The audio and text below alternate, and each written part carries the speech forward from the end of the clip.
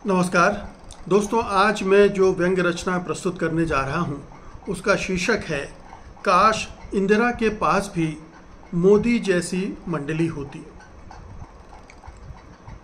इंदिरा गांधी की आत्मा इस समय जहां कहीं भी होगी बहुत कलप रही होगी।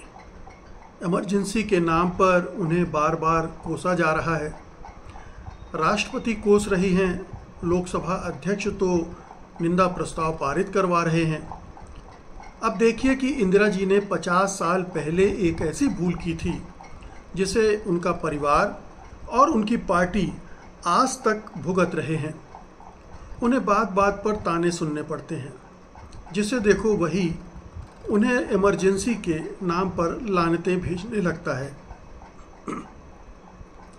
विरोधियों के लिए तो इमरजेंसी उन्हें कूटने का हथियार बन चुका है। कोई जब उनके दुराचरण पर उंगली उठाता है तो वे इमरजेंसी का डंडा लेकर खड़े हो जाते हैं या फिर उसको कवच की तरह धारण कर लेते हैं। यहाँ तक कि आकंठ तानाशाही में डूबे लोकतंत्र के लुटेरे भी चौकीदार बनकर इमरजेंसी का सोटा चलाने लगते हैं। वे भी जो इमरजेंसी से भी बदतर तरीकों से देश को हाँक रहे हैं, इमरजेंसी का जिक्र करके दनादन धुनाई शुरू कर देते हैं। यानी सूपा बोले तो बोले, चलनियां तक बोल रही हैं कि तेरे में छेद है। कोई सेंस है इस बात की? इंदिरा जी माफ कीजिएगा, इमरजेंसी लगाकर आपने बहुत गलत काम किया था। आपको इमरजेंसी नहीं लगानी चाहिए थी, लेकिन नहीं, आधी रात को आपातकाल लगाने की घोषणा कर डाली। अब पता नहीं आपकी और कांग्रेसियों की कितनी पीढ़ियां इसको भुगतेंगी। जाने किस नास पीटे ने आपको इमरजेंसी लगाने की सलाह दी थी और पता नहीं आपने उस नास पीटे की सलाह क्यों मान ली। माफ़ करना, आपके पास ढंग का एक भी सलाहकार नहीं था, इसलिए ऐसा हुआ। ना वैसे सलाहकार होते, ना वैसी सलाह मिलती और ना ही आप इमरजेंसी लगाती। जनता माफ नहीं करेगी। जरा सोचिए, अगर आपके पास भी मोदी जैसी सलाहकार मंडली होती तो क्या इमरजेंसी का कलंक आपके और कांग्रेस के माथे पर लगता?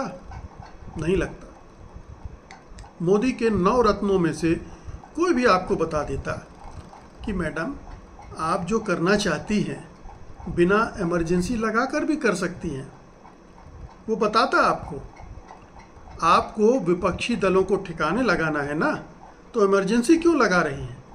आपके पास इतने सारे हथियार हैं, सीबीआई, इनकम टैक्स, रॉ, सब पड़ी पड़ी मुटा रही हैं। लगाइए इनको काम पर, आपका काम भी हो जाएगा और अफसरों को भी 2-4 पैसे बनाने के मौके मिल जाएंगे।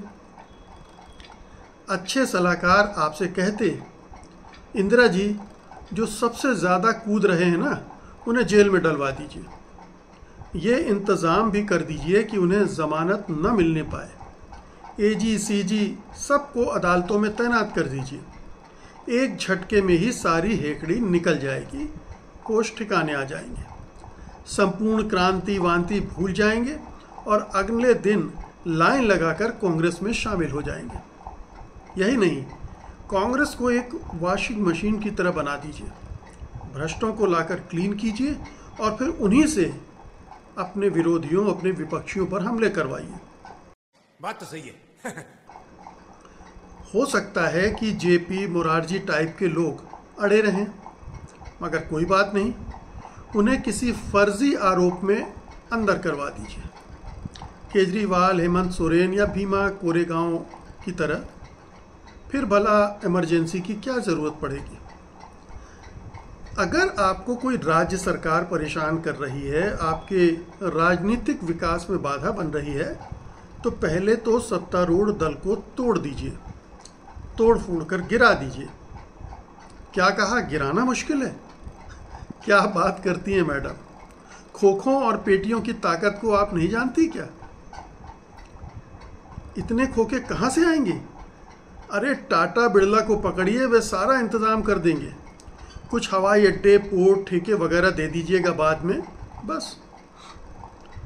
आपकी ये शंका ठीक है कि कुछ लोग बहुत ही ज़िद्दी होते हैं, थैलियाँ लेने से इनकार कर देते हैं। तो ऐसा कीजिए, उन्हें कोई बड़ा ओहदा दे दीजिए, राज्य या केंद्र सरकार में मंत्री बना दीजिए। अगर फिर भी ना माने तो छापे मरवाइए, भ्रष्टाचार के आरोप लगाइए, सीडी वगैरह बनवाइए, बदनाम कीजिए, बस हो जाएगा काम। शाबाश बेटा, बहुत बढ़िया मुन्ना।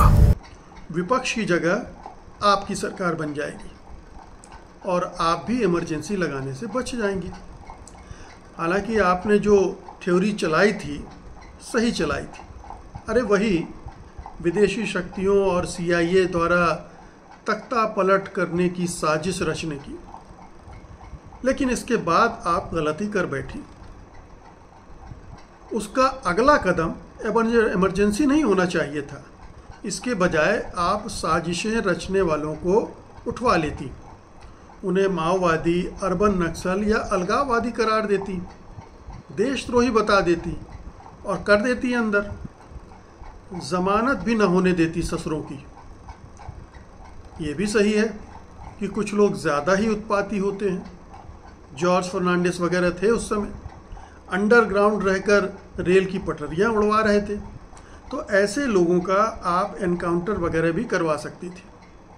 आज की गुजरात और यूपी की पुलिस तो इस काम में एक्सपर्ट है, मगर उस समय भी कुछ जाबाज पुलिस अफसर रहे होंगे ये सब करने वाले, उनसे करवा लेना चाहिए था आपको ये काम।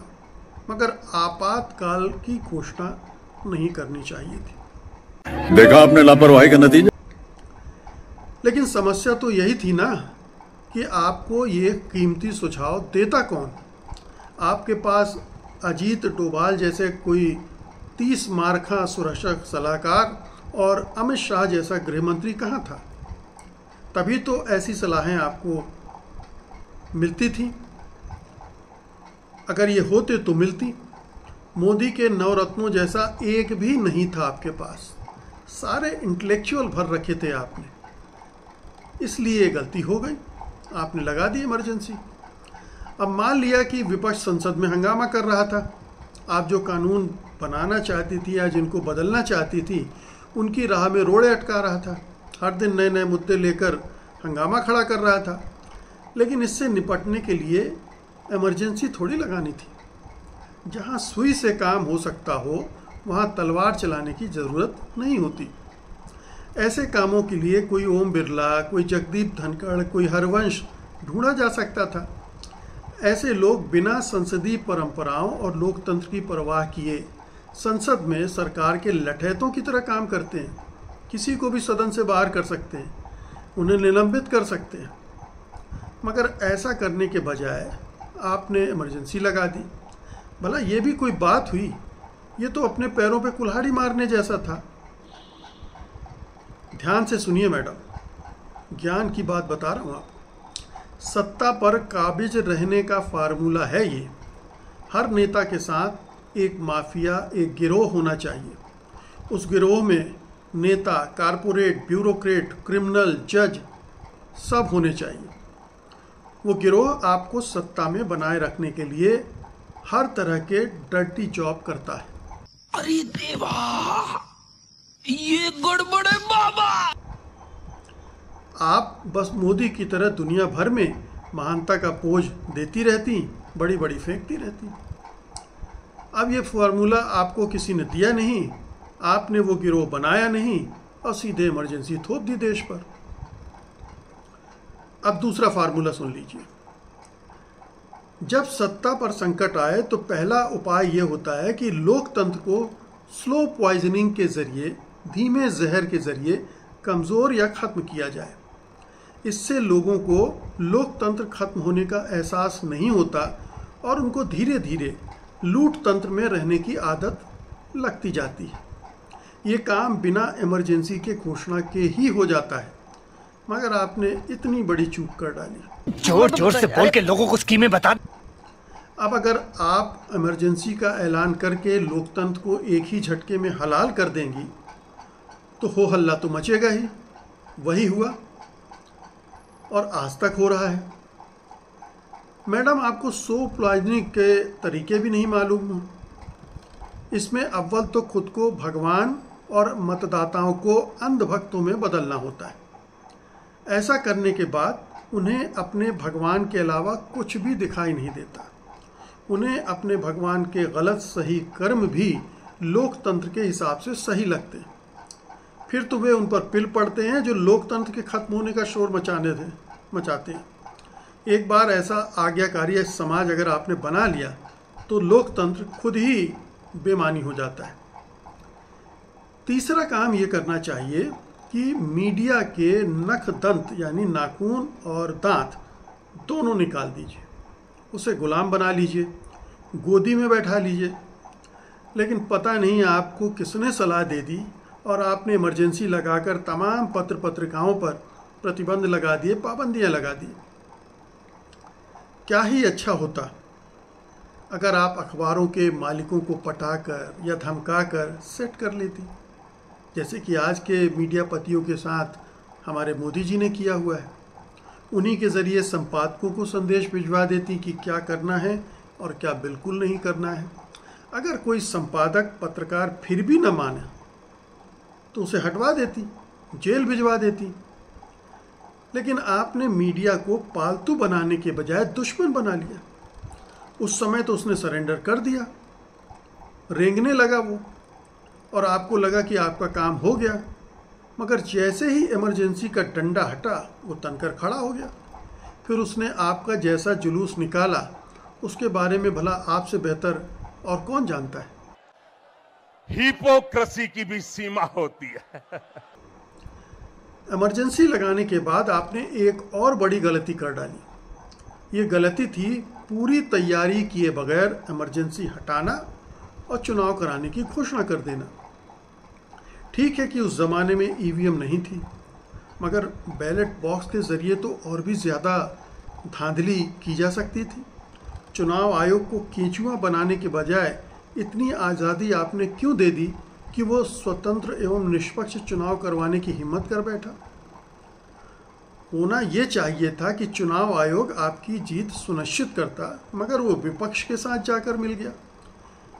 इंदिरा जी, आपको आज के चुनाव आयुक्तों जैसे चुनाव आयुक्त लगाने थे। वे आपकी खिदमत में सब कुछ करते, लेकिन पता नहीं आपको किसने क्या सलाह दी और आपने बिना सोचे समझे इमरजेंसी हटाकर चुनाव की घोषणा कर दी। इंदिरा जी, काश आप जिंदा होती और आपने 2019 का चुनाव देखा होता।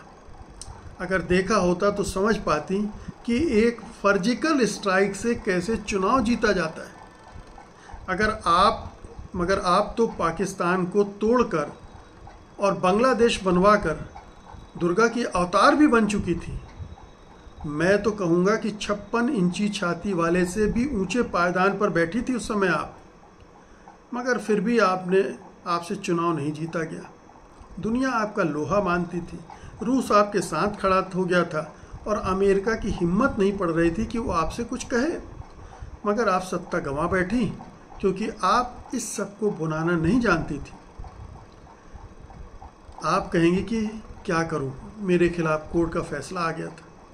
अरे आ गया था तो क्या हुआ, अदालतों को मैनेज करती, जजों को अपने आईने में शीशे में उतारती, राज्यसभा भेजने, गवर्नर बनाने की पेशकश करती। फिर भी बात न बनती तो जजों की फाइलें खुलवाती। अगर उन जजों की फाइलों में गड़बड़ी न मिलती तो उनकी पत्नियों, उनके बच्चों, उनके रिश्तेदारों की फाइलें खुलवा कर धमकाती। मगर आपने परिपक्व राजनेता की तरह व्यवहार करने के बजाय इमरजेंसी लगाने की बचकानी कार्रवाई कर डाली। अच्छा, ठीक है ठीक है ठीक है, समझ गया। वैसे अगर आप शहीद न हुई होती और 2024 का चुनाव देख पाती तो और भी अच्छी तरह से समझ पाती कि चुनाव कैसे लड़ना चाहिए, कैसे विपक्ष को पंगु बनाना चाहिए, कैसे बेतहाशा धन खर्च करके अपने पक्ष में माहौल बनाना चाहिए, कैसे इतनी सीटें बुरी से बुरी हालत में भी निकाल लेनी चाहिए कि जोड़ तोड़ की ही सही सरकार बन जाए। कुल मिलाकर लब्बो लेवाब ये है कि इमरजेंसी लगाकर आपने कितनी सारी और कितनी बड़ी बड़ी भूलें की थीं। शायद आपको पता नहीं था कि उस समय गुजरात के एक रेलवे स्टेशन पर चाय बेचने वाला एक लड़का आपकी इन भूलों को कितने ध्यान से देख रहा था। उसने उससे कई सबक सीखे। इसीलिए जब उसका राजयोग बना और वो प्रधानमंत्री की कुर्सी पर बैठा तो उसने कभी इमरजेंसी लगाने की बात नहीं सोची, बल्कि इमरजेंसी का विरोध किया और उसका इस्तेमाल उस विरोध का उस पार्टी के खिलाफ किया जो आपकी पार्टी होती थी। हाँ, उसने एक अघोषित इमरजेंसी ज़रूर लगाई जिसे लेकर कुछ लोग भुनभुनाते रहते हैं, मगर कोई नहीं कह सकता कि इस देश में इमरजेंसी चल रही है, लगी है, या मोदी जी ने वो इमरजेंसी लगाई है। बहुत बहुत शुक्रिया आपका, धन्यवाद, नमस्कार।